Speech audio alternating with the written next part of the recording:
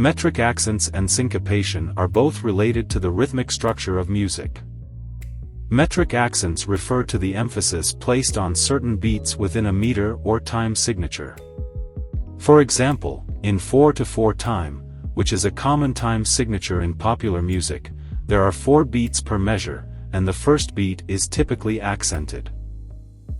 This creates a sense of stability and regularity in the rhythm.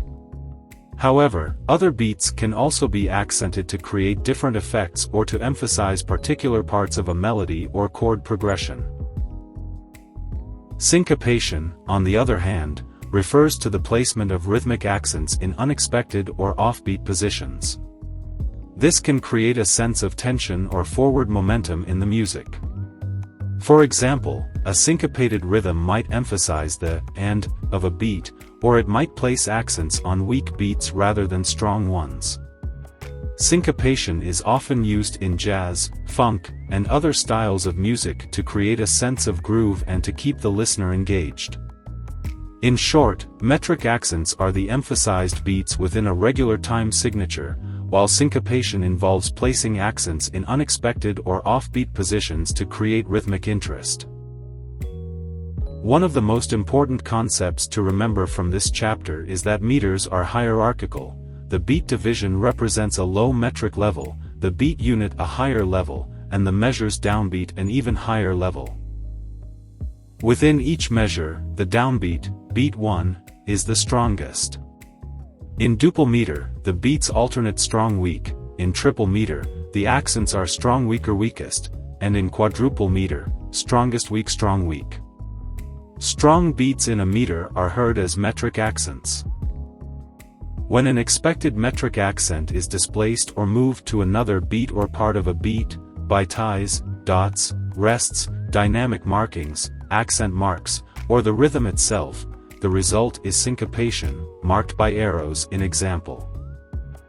Syncopations may occur at the level of the beat, accents on beat 2 or 4 rather than 1 or 3, the division, on, and, or the subdivision, on, E, or A. Part D shows one of the syncopated clave patterns from Afro-Cuban music, which has been incorporated into many other popular styles. After the first note, all the notes begin on an offbeat until the last one, which falls on beat 2. Syncopations can be found in all styles, but they are especially prevalent in popular music, jazz, and ragtime. Within a quarter-note beat, the rhythms are the most typical syncopation patterns, where the longest duration of the rhythm is on the E of 1E and a, instead of the stronger 1 or and dot. Listen to the beginning of Joplin's Pineapple Rag to hear the syncopations within the beat, mm1 and 3, and across the beat, mm2 and 4, marked by arrows.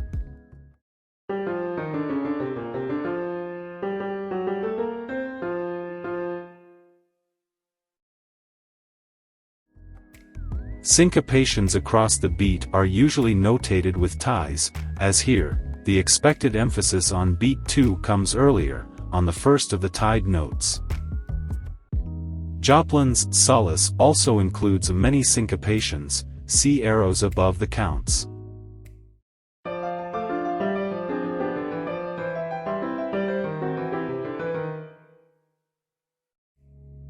In fact, every measure of the excerpt shows a tie from the last 16th of beat 1 to the first 16th or 8th of beat 2, creating a syncopation mid-measure. In measures 10 and 12, syncopations are produced by ties from the last 16th of the previous measure.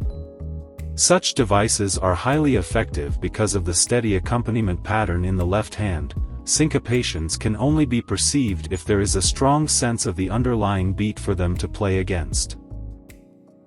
Thank you for watching this lesson on metric accents and syncopation in music. I hope you found it informative and interesting, and that you gained a better understanding of how rhythm works in music. If you enjoyed this video and found it helpful, please consider subscribing to our channel for more music theory lessons and tutorials. By subscribing, you'll be the first to know when new videos are released, and you'll be helping to support our channel so we can continue to provide high-quality content. Thanks again for watching, and we'll see you in the next video.